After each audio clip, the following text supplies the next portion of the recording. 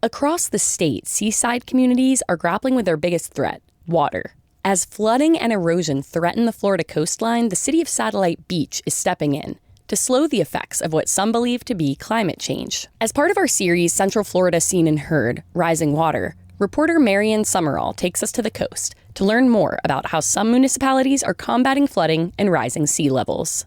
Satellite Beach is a small community, home to about 11,000 people. It's located in Brevard County along the Space Coast, with beaches that attract both tourists and locals. After a slate of hurricanes in the early 2000s, people who live in Satellite Beach started to grow more concerned about flooding and climate change in this largely conservative area. In 2015, they commissioned a vulnerability study. We looked at their assets for stormwater. We looked at all of their critical infrastructure. That's Jason Evans, the executive director for the Institute for Water and Environmental Resilience at Stetson University. Evans says that assessment and the action taken by city leaders after pushed Satellite Beach to the forefront when it comes to dealing with issues of sea level rise and flooding. They worked with the county on beach restoration, redirected stormwater drainage, and in general made updates to the stormwater system because First thing that starts to fail is going to be the stormwater infrastructure. Flooding is usually one of the first signs that people see, with water flowing out in the wrong direction of storm drains.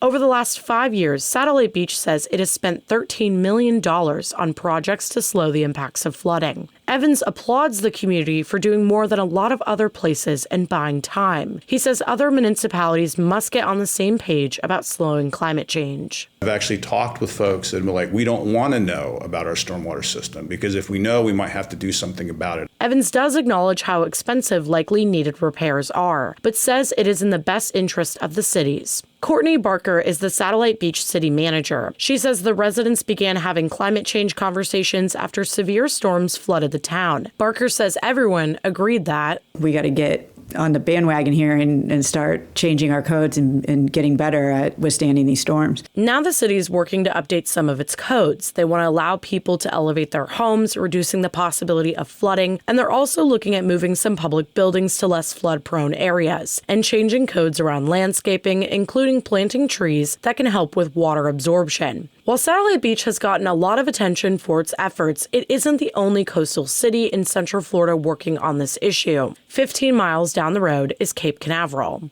We're all highly interconnected. Someone else's success is also possibly your success. That's Zach Eichels, Cape Canaveral's chief resilience manager. This year, they're piloting a rain garden. The whole name of the game is really trying to capture rain on site where it falls and get it back into the ground instead of flowing somewhere else where flooding can occur. At Veterans Memorial Park, the rain garden finished construction in April, and now Cape Canaveral is monitoring the project to see how well it does with treating stormwater. If successful, Eichels says the goal is to install rain gardens across the city. While work is underway, the clock continues to tick. According to Satellite Beach resident John Fergus, he says the community of Satellite Beach and others have to start planning for the worst before it happens. It isn't like Miami Beach where they've got clear day flooding with sea level, backing up in the sewer. We've got some time. Let's make use of it. Fergus says while he acknowledges they still have time, he also says,